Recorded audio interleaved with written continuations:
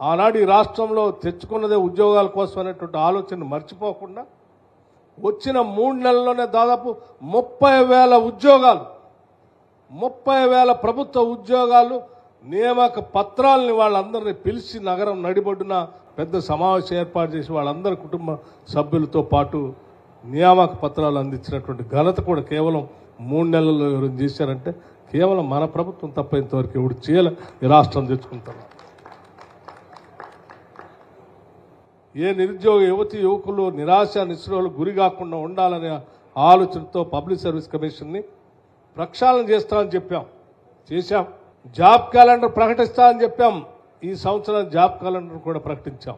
హైదరాబాద్ నగరానికి ఎటువంటి రుగ్మతలు లేకుండా అద్భుతంగా ఉండేటువంటి నగరంగా తీర్చిదిద్దాలి.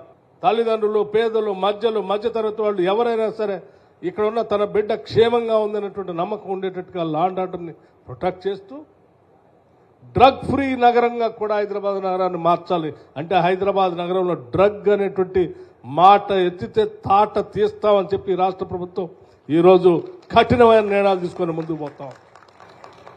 ప్రతి తల్లిదండ్రులు, ప్రతి బిడ్డ తల్లిదండ్రి ఇవాళ నిశ్చింతగా హైదరాబాద్ నగరంలో తన బిడ్డ క్షేమం గురించి ఆందోళన చెందకుండా ఉండేటట్టుగా కార్యాచరణ ప్రణాళిక చేసి వాటి ప్రత్యేకమైన నిధులు ఇచ్చి ముందుకు పోతా ఉన్నాం.